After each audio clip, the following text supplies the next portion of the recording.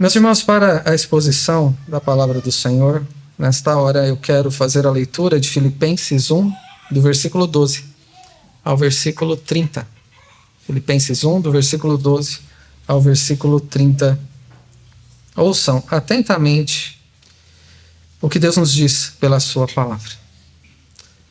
Quero ainda, irmãos, cientificar-vos de que as coisas que me aconteceram têm antes contribuído para o progresso do Evangelho, de maneira que as minhas cadeias em Cristo se tornaram conhecidas de toda a guarda pretoriana e de todos os demais. E a maioria dos irmãos, estimulados no Senhor por minhas algemas, ousam falar com mais desassombro a palavra de Deus. Alguns efetivamente proclamam a Cristo por inveja e porfia. Outros, porém, o fazem de boa vontade. Estes, por amor, sabendo que estou incumbido da defesa do Evangelho. Aqueles, contudo, pregam a Cristo por discórdia, insinceramente julgando suscitar tribulação às cadeias. Todavia, que importa? Uma vez que Cristo, de qualquer modo, está sendo pregado, quer por pretexto, quer por verdade, também com isto me regozijo. Sim, sempre me regozijarei, porque estou certo de que isto mesmo, pela vossa súplica e pela provisão do Espírito de Jesus Cristo, me redundará em libertação, segundo a minha ardente expectativa e esperança de que em nada serei envergonhado. Antes, com toda a ousadia, como sempre, também agora será Cristo engrandecido no meu corpo, quer pela vida, quer pela morte. Porquanto, para mim, o viver é Cristo, e o morrer é lucro. Entretanto, se o viver na carne traz fruto para o meu trabalho, já não sei o que hei de escolher.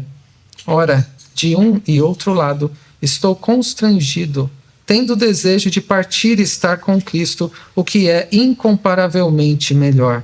Mas por vossa causa é mais necessário permanecer na carne, e convencido disso estou certo de que ficarei e permanecerei com todos vós para o vosso progresso e gozo da fé, a fim de que aumente, quanto a mim, o motivo de vos gloriardes em Cristo Jesus, pela minha presença de novo convosco. Vivei, acima de tudo, por modo digno do Evangelho de Cristo, para que, ou indo ver-vos, ou estando ausente, ouça, no tocante a vós outros que estáis firmes, em um só espírito, com uma só alma, lutando juntos pela fé evangélica, e que em nada estáis intimidados pelos adversários, pois o que é para eles prova evidente de perdição, é para vós outros de salvação, isto da parte de Deus. Porque vos foi concedida a graça de padecerdes por Cristo, e não somente de crerdes nele. Pois tendes o mesmo combate que vistes em mim, e ainda agora ouvis que é o meu. Amém. Vamos orar. Bondoso Deus, nós te agradecemos por podermos neste momento abrir a sua palavra, neste culto público, neste momento tão especial, não somente do culto, mais importante, mas da semana, quando juntos ouvirmos o que o Senhor tem a nos dizer. Rogamos que o Senhor fale conosco e para isso nos ilumine com teu Santo Espírito para compreendermos a tua palavra, para ouvirmos a sua voz, para vermos o que o Senhor quer nos mostrar na sua palavra, que lança luz sobre a nossa vida e reconheçamos o que o Senhor exige de nós para mudarmos e perseverarmos no que é preciso.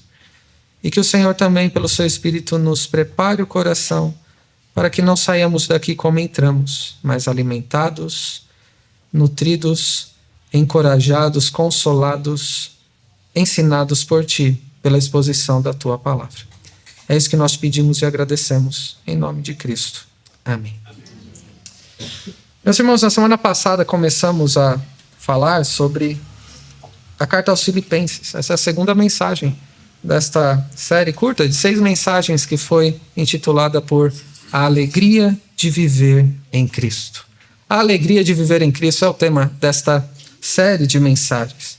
Isso porque a carta do apóstolo Paulo aos Filipenses é conhecida por muitos como a carta da alegria, que, como já mencionamos na semana passada, foi escrita num tom extremamente amoroso do apóstolo Paulo a irmãos que ele tinha muito queridos lá na igreja de Filipos, com quem ele conviveu quando aquela igreja foi plantada, que está registrado lá em Atos, capítulo 16.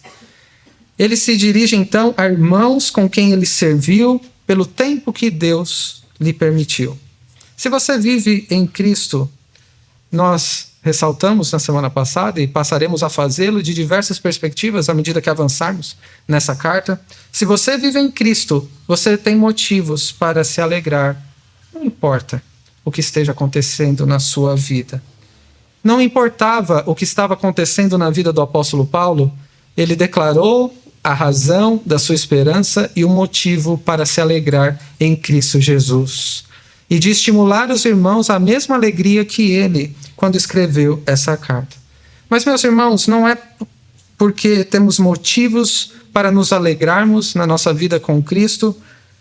A razão é que não é porque tudo sempre dará certo. Se você está em Cristo, tudo vai dar certo na sua vida. Não é essa a mensagem bíblica, é tão pouco. É a mensagem que Deus nos deixou por meio desta carta. Isso significa que não existirão dificuldades ou aflições para você. E eu pergunto mais uma vez, como têm sido os seus dias? Se você parasse para contar o que você tem passado, quais desafios você tem lidado, ou a razão do seu sofrimento nos últimos tempos, o que você diria? Talvez você esteja sofrendo por uma causa muito comum, de ter que lidar com um relacionamento quebrado pelo pecado. Talvez até dentro da sua própria casa. Aquele mais perto de você, possivelmente o seu cônjuge. Isso te faz sofrer, isso mina a sua esperança e tira a sua alegria muitas vezes.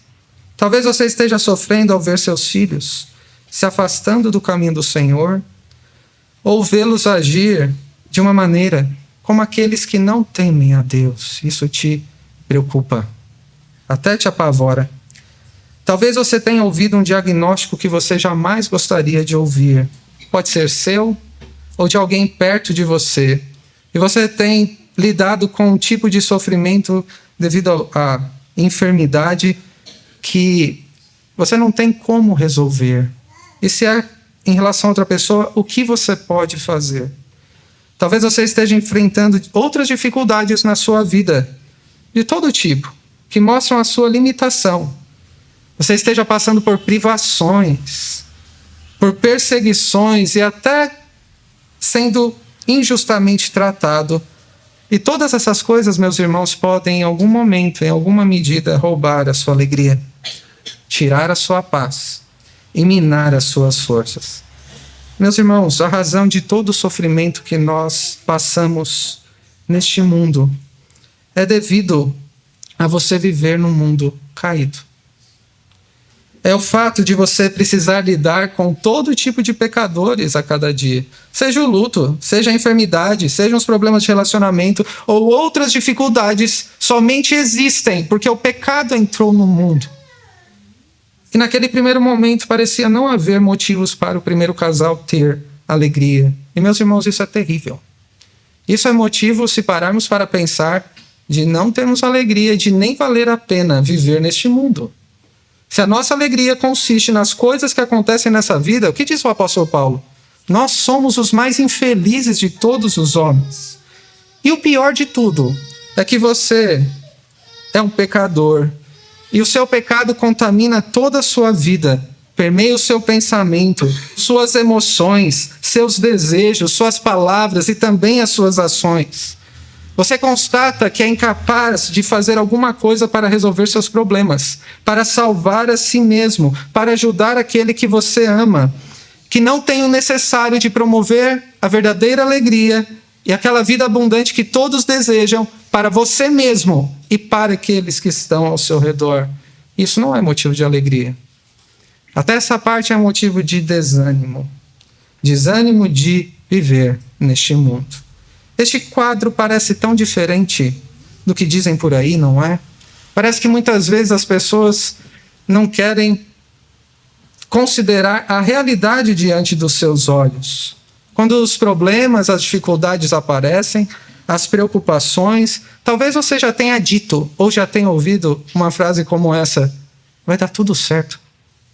Ou tem gente que vai além, dizendo: já deu tudo certo. O que isso quer dizer? Você já disse isso a alguém? Ou já ouviu isso quantas vezes? Quem disse que na nossa vida e no decurso da vida cristã tudo dará certo? Você diria isso ao apóstolo Paulo? Paulo estava preso, algemado e acorrentado, ameaçado de morte, o que mais tarde aconteceu. E você diria com superficialidade: Paulo, tudo irá dar certo, fique tranquilo, você vai morrer e ser decapitado. Foi isso que aconteceu com ele. Mas mesmo assim, ele não encontrou motivos para se alegrar e para estimular a alegria nos seus irmãos. Assim como ele, você também tem motivos para se alegrar em Cristo. Quem está longe de Cristo não tem mesmo motivo para se alegrar, não vale a pena viver, está perdido. E é desesperadora essa situação. Mas se você está em Cristo, você tem aquele que é necessário para encontrar alegria e esperança na sua vida. Mesmo quando passar por circunstâncias difíceis, mesmo quando passar por sofrimento, como o apóstolo Paulo estava passando. Meus irmãos, essa passagem nos ensina que há algo acontecendo na sua vida mais importante do que o seu próprio sofrimento e as suas dificuldades. Não é verdade que quando a gente sofre, ou quando outras pessoas sofrem perto de nós, a gente fica tão concentrado, tão detido nisso que nos machuca, que nos preocupa, que nos consome, que parece que aquilo é a coisa mais importante da nossa vida.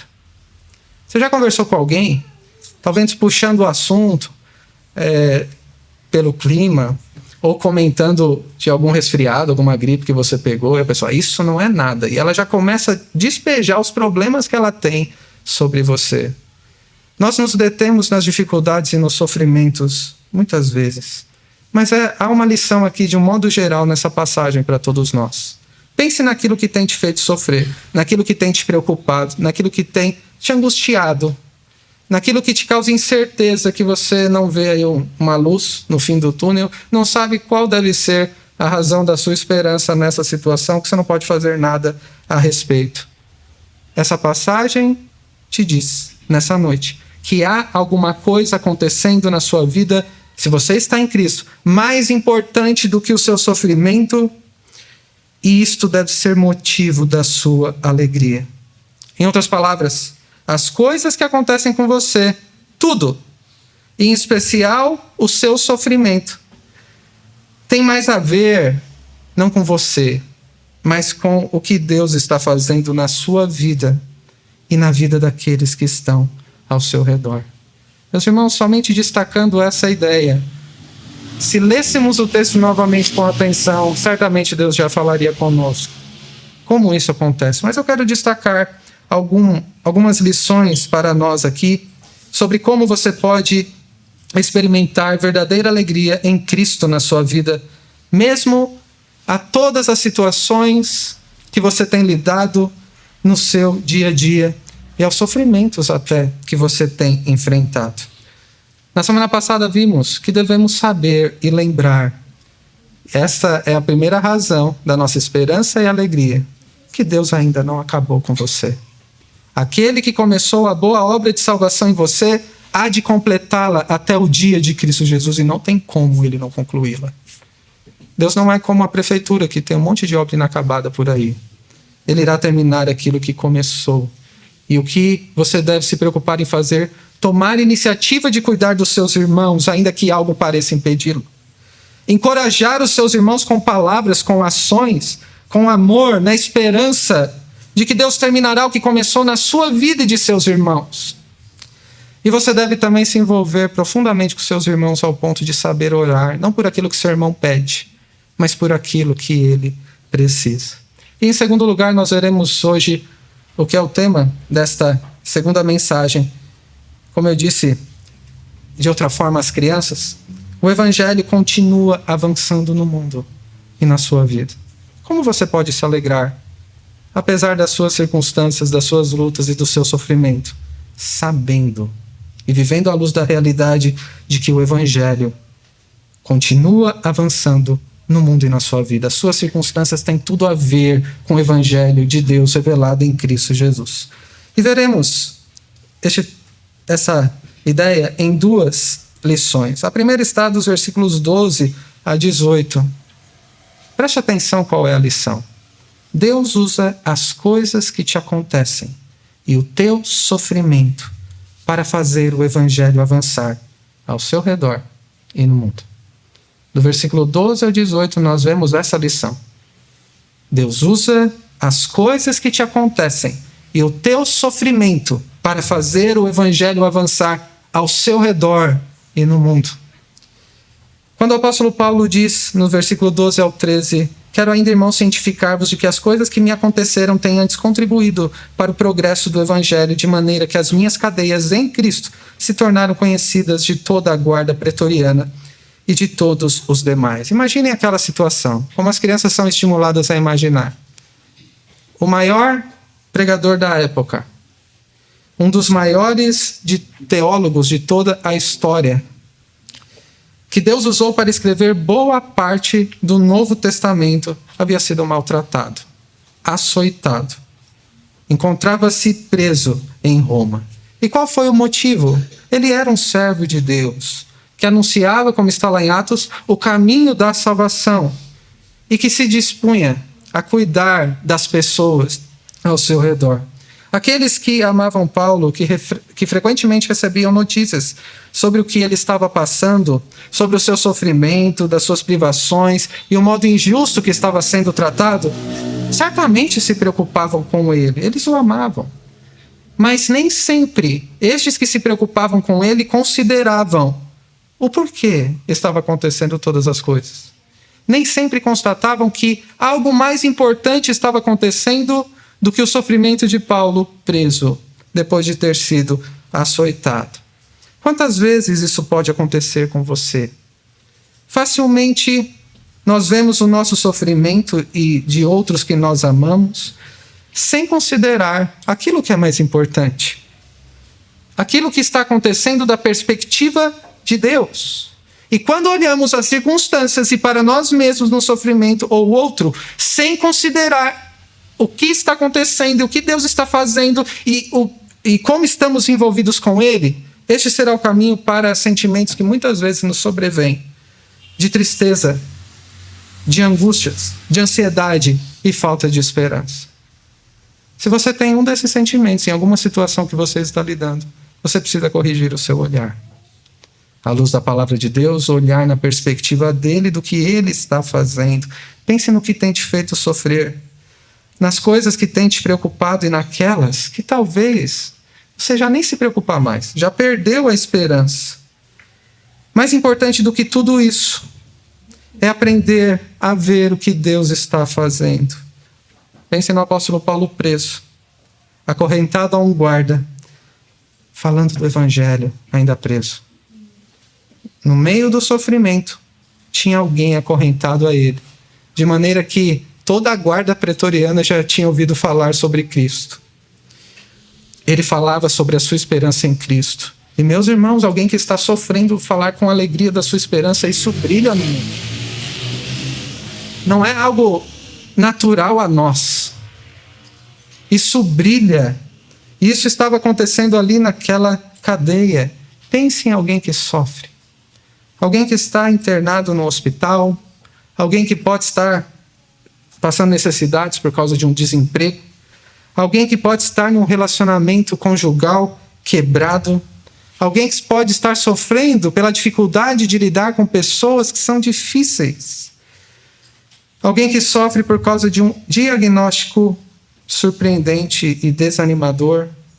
Alguém que sofre com um filho que não é saudável ou que adoece. E o sofrimento vem. Em qualquer situação, alguém que sofre tem a oportunidade de considerar o que Deus está fazendo. O que é mais importante do que a minha dor? Como eu disse às crianças, como que eu posso, nessa situação, colocar a confiança em Deus e falar da esperança que eu tenho em Cristo? Imagine alguém num leito de hospital, podendo falar da esperança com alegria. Aqueles que estão ao redor serão atingidos por essa alegria, por essa mensagem, não é? Quantas vezes você já ouviu falar de alguém ao ser visitado numa situação difícil e aquele que visitou saiu revigorado? porque foi cativado por aquela alegria e por aquela esperança, de maneira que pode ter ficado até constrangido, mas estimulado a falar do cuidado de Deus, que muitas vezes não nos damos conta. As coisas que nos acontecem, até o nosso próprio sofrimento, contribuem para que o Evangelho avance ao nosso redor e por meio de nós. Como as coisas que têm acontecido na sua vida têm contribuído para o Evangelho avançar? Para Cristo ser conhecido, para você demonstrar a alegria que tem nele e a sua esperança nele. Deus usa as circunstâncias da sua vida, aquelas que Ele permite que você passe, e frequentemente até aquilo que te causa algum tipo de desconforto, de dificuldades e sofrimento, para que você aprenda a descansar nas mãos dele. As mãos que são poderosas para fazer qualquer coisa que Ele quiser. As mãos que são sábias, Ele sabe o que está fazendo. E as mãos que são bondosas, que não permite que nos afastemos. A bondade de Deus que nos persegue a cada dia. Deus usa essas circunstâncias para que, por meio do nosso testemunho, Ele seja conhecido. Para que, ao falarmos da razão da nossa alegria, em quem nós confiamos, em quem nós descansamos, outros sejam atingidos e possam crer nessa bendita mensagem que pode salvar todo tipo de pecador. O apóstolo Paulo continua do versículo 14 em diante, dizendo: e a maioria dos irmãos, estimulados no Senhor por minhas algemas, ousam falar com mais desassombro a palavra de Deus. Alguns efetivamente proclamam a Cristo por inveja e porfia, outros, porém, o fazem de boa vontade. Estes por amor, sabendo que estou incumbido da defesa do Evangelho. Aqueles, contudo, pregam a Cristo por discórdia, insinceramente, julgando suscitar tribulação às minhas cadeias. Todavia, que importa? Uma vez que Cristo, de qualquer modo, está sendo pregado, quer por pretexto, quer por verdade, também com isto me regozijo. Sim, sempre me regozijarei. Meus irmãos, o Evangelho não avança somente por meio de você. Você não é a única testemunha que existe de Cristo neste mundo. Mas quando outros veem o que você passa e como você responde, o seu testemunho estimula outros a falarem mais da palavra de Deus, por terem visto o que tem acontecido na sua vida e como você tem respondido a isso. Ainda que você não se dê conta com tanta frequência, tem muita gente olhando para você. Você não precisa estar aqui para que muitos estejam olhando para você ao mesmo tempo. No seu dia a dia, você está sendo observado por crentes e por descrentes. Aqueles que veem o que você passa de alguma forma e como você responde, isso influencia as pessoas ao seu redor. Irmãos que te amam, a ideia que o apóstolo Paulo está mostrando aqui é esta. Irmãos que te amam, veem como você tem respondido diante das circunstâncias e não ficam indiferentes a isso. São estimulados a falar do Evangelho com mais coragem. Você já não foi influenciado assim? Por ver algum irmão ou irmã que persevera, que demonstra consagração, que coloca sua confiança em Deus publicamente, que a esperança está no Senhor. Isso não te aquece o coração e te move a fazer o mesmo? Dentro do contexto que Deus te colocou, outros, nem todos são assim. Nem todos te amam da mesma maneira. Assim como não era com o apóstolo Paulo também. Outros podem até não gostar de você, mas também te observam. Com outra motivação, não é? Diante das situações, e talvez em alguma coisa que você não faz. Aqueles que não gostam de você querem fazer, para talvez aparecer. Alguns que se dispõem a trabalhar, a falar do Evangelho, mesmo pelos motivos errados. Como diz o apóstolo Paulo aqui, pode ser por inveja, pode ser por desejo de poder, por porfia, rivalidade, por motivações diversas. Quando te olham numa situação de dificuldade, se dispõem a trabalhar e a falar do Evangelho. Mas o que Paulo está dizendo é, mais importante do que as motivações, é o que está sendo dito e o que Deus está fazendo apesar das motivações erradas. de pecadores. Mais importante do que o que acontece conosco é o que Deus faz na vida de nossos irmãos e de outras pessoas por causa de nós. Meus irmãos, quantas vezes você já parou para pensar que constantemente as pessoas estão te observando, em especial quando você está em alguma dificuldade? Pense nas circunstâncias que você tem enfrentado e como você tem respondido. Fica reclamando? Chorando? No sentido de um lamento que não demonstra confiança em Deus? É o que se diz em nossos dias. Você fica com mimimi por causa do sofrimento?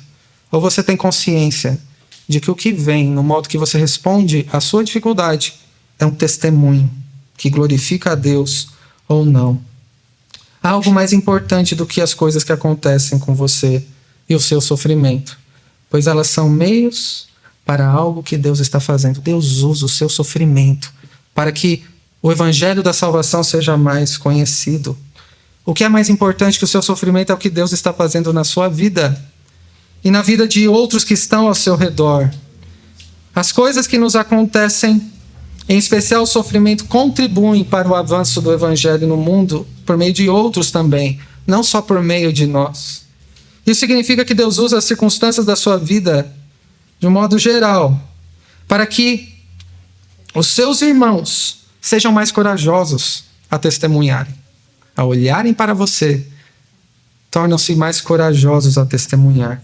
Para que outros, mesmo que inicialmente com outra motivação, se disponham a trabalhar mais, com mais empenho.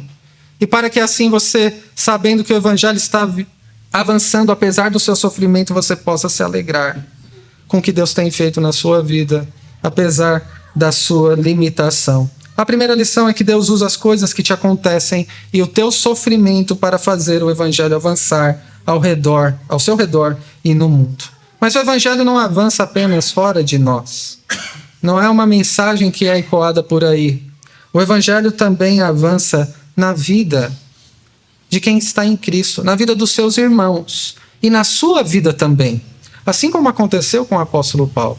A segunda lição está dos versículos 19 ao 26, que é a seguinte: Deus usa as coisas que te acontecem e o teu serviço para fazer o evangelho avançar na vida dos seus irmãos e dentro de você. Deus usa as coisas que te acontecem e o teu serviço para fazer o evangelho avançar na vida dos seus irmãos e dentro de você. Os versículos 19 e 20 dizem assim: porque estou certo de que isto mesmo, pela vossa súplica e pela provisão do Espírito de Jesus Cristo, me redundará em libertação, segundo a minha ardente expectativa e esperança de que em nada serei envergonhado. Antes, com toda ousadia, como sempre, também agora, será Cristo engrandecido no meu corpo, quer pela vida, quer pela morte. Paulo estava muito convicto aqui de que pela oração dos seus irmãos, ele estava se dispondo a cuidar dos seus irmãos. Nós vimos isso na primeira mensagem. E falando na necessidade de orarmos uns pelos outros para que o nosso amor cresça e sejamos fortalecidos nele. Paulo estava convicto que os irmãos estavam orando por ele e que a oração tem o seu efeito. Ele estava convicto também que ele não estava sozinho, que o Espírito o ajudava e que ele seria liberto. Os irmãos vão orar por mim, estão orando por mim, e o Espírito vai me auxiliar e eu vou ser liberto. Isso me resultará em libertação. Mas isso não quer dizer que ele estava dizendo, como mencionamos no início, tudo vai dar certo. Eu vou sair dessa cadeia, vou curtir a minha vida naquela região lá que é muito visitada ainda em nossos dias, como se a expectativa dele fosse ser liberto de todas as dificuldades e de todo o sofrimento. Essa não era a expectativa do apóstolo Paulo, ser liberto das dificuldades e do sofrimento. E eu pergunto se é esta a sua expectativa. Pela oração e por aquilo que o Espírito Santo concede na sua vida, você espera ser liberto de todas as dificuldades da sua vida? Essa não era a esperança de Paulo. Qual era a expectativa e a esperança dele? Ele diz: não ser envergonhado. Ou seja, não envergonhar ao seu Senhor, colocando-se humildemente na dependência e no auxílio do Espírito, para continuar a ver o Evangelho avançando ao seu redor. Além disso, a esperança e expectativa de Paulo era glorificar a Cristo, que Cristo seja engrandecido na minha carne, quer na vida, quer na morte. Não importava o que acontecesse, mesmo que a situação piorasse. Nessa esperança, ele tinha que fazer uma escolha.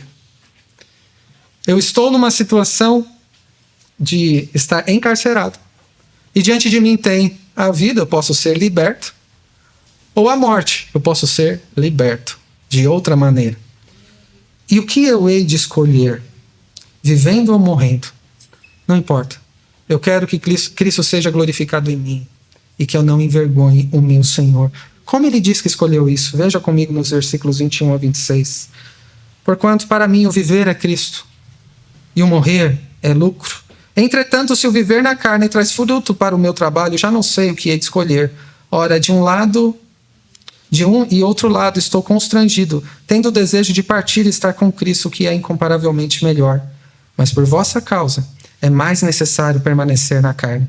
E convencido disto, estou certo de que ficarei e permanecerei com todos vós para o vosso progresso e gozo da fé, a fim de que aumente quanto a mim o motivo de vos gloriardes em Cristo Jesus pela minha presença de novo convosco. Paulo declarou dessa maneira belíssima, de um dos textos mais conhecidos dele, não é? Para mim o viver é Cristo e o morrer é lucro. Ele declarou desta maneira sua perspectiva sobre a vida e sobre a morte, sobre a libertação que ele esperava e pela esperança que tinha também. Para ele, a vida e a morte encontrariam sentido somente em Cristo Jesus, e isso não é diferente para você. O seu destino eterno será definido pela maneira como você respondeu a Cristo nesta vida. As dificuldades que você lida no seu dia a dia, o próprio sofrimento, tem tudo a ver com o modo como você se sujeita a Cristo e depende dele a cada passo com ele. Você pode continuar vivendo, ou você pode morrer. A sua existência só encontrará sentido e você encontrará motivo de alegria em Cristo Jesus. Então, viver só se for em Cristo, porque fora dele não há alegria, não há sentido na vida e nem esperança. E se eu morrer?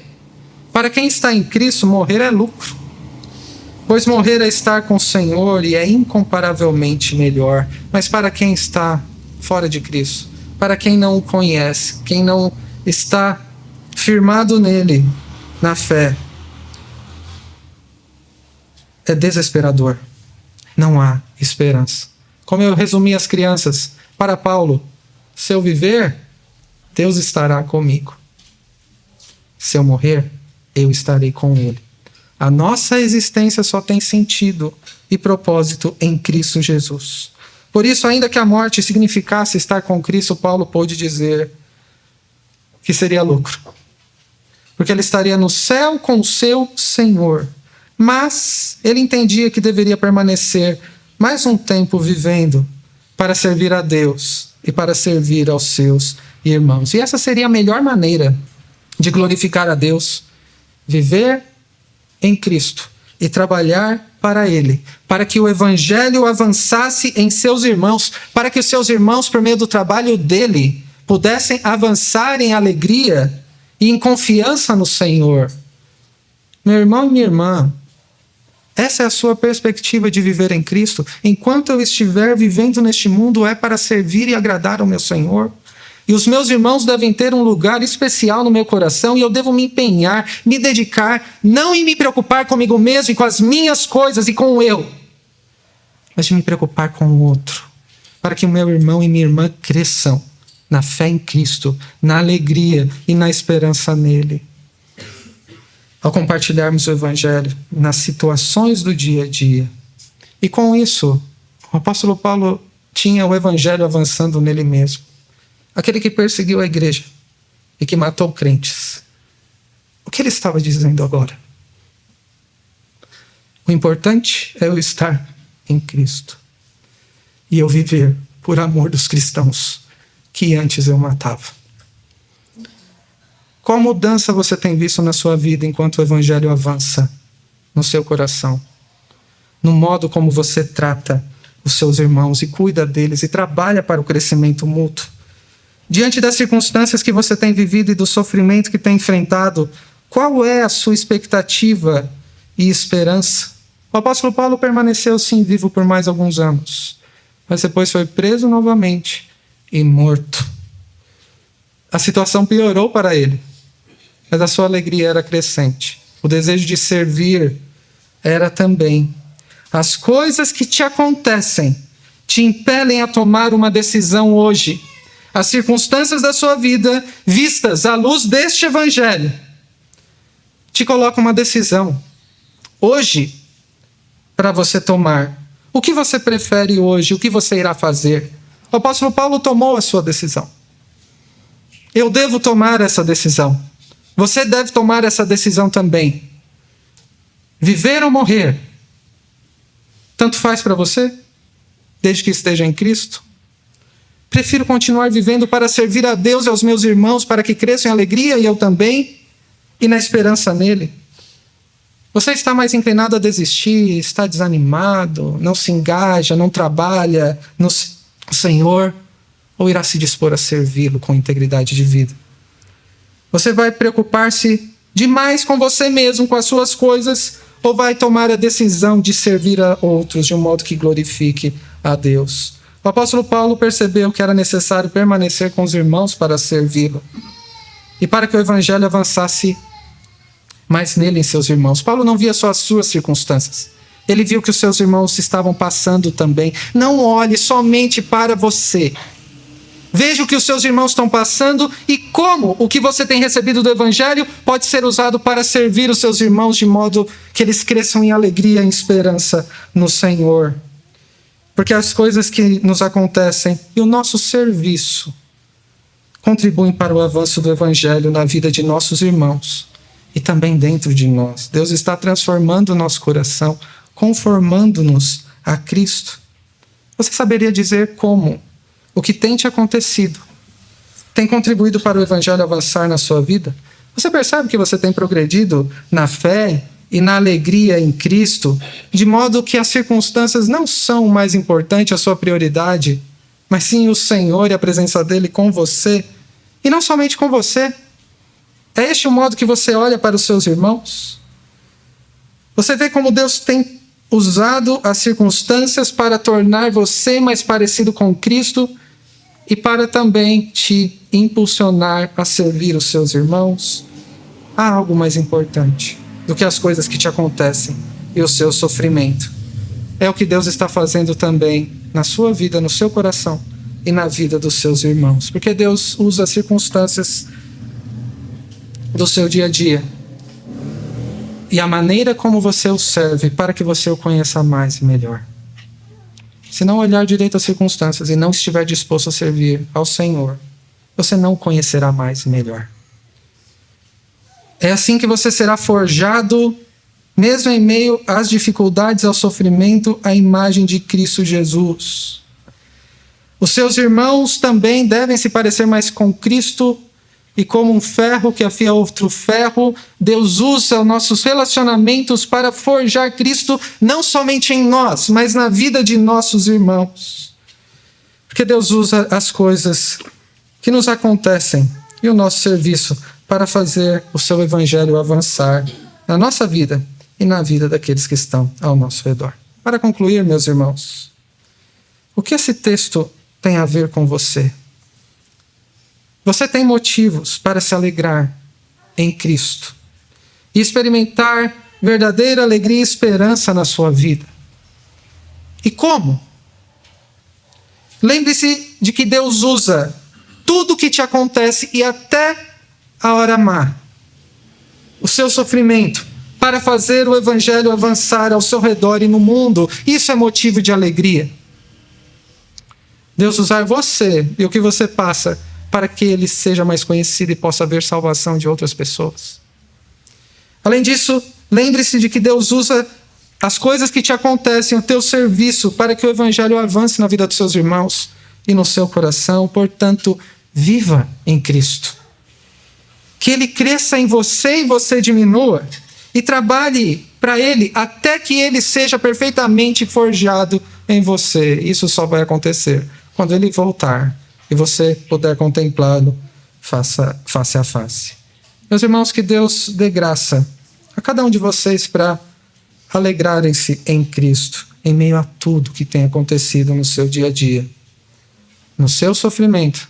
Enquanto você está disposto, sofrendo, a trabalhar para Ele. O sofrimento não é motivo de se afastar. Isso acontece muitas vezes dentro da comunidade cristã. Não é motivo para se afastar.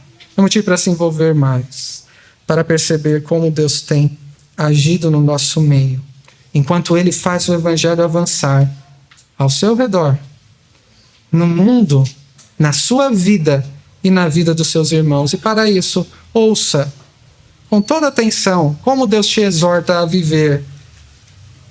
Estes versículos do 27 a 30. Vivei acima de tudo por modo digno do evangelho de Cristo, para que eu, ou indo ver-vos, ou estando ausente, ouça no tocante. A vós outros que estáis firmes em um só espírito, como uma só alma, lutando juntos pela fé evangélica. E que em nada estáis intimidados pelos adversários. Pois o que é para eles prova evidente de perdição é para vós outros de salvação, e isso da parte de Deus.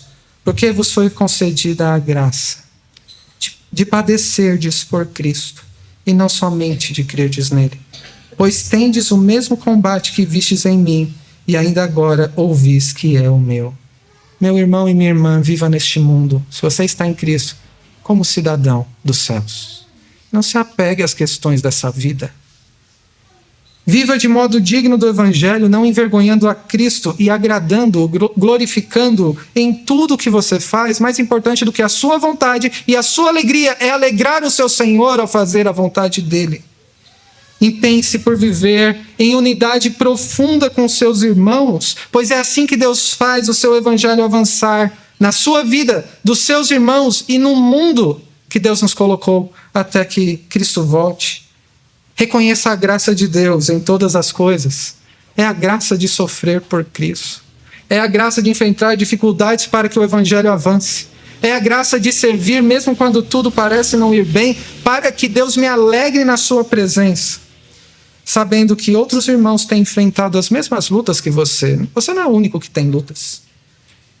No tempo e no espaço, o povo de Deus tem enfrentado a mesma realidade, tem aprendido a se alegrar em Cristo e ter esperança nele. Lembre-se que há outros irmãos enfrentando o mesmo que você, enquanto Deus usa outros servos e você mesmo para fazer o seu evangelho avançar no mundo e na sua vida. E assim, e é somente assim, que a sua alegria não somente será sentida, mas manifestada por estar em Cristo e reconhecer o que Deus tem feito no mundo e na sua vida por meio do seu evangelho, que continua avançando. Que Deus nos abençoe. Amém.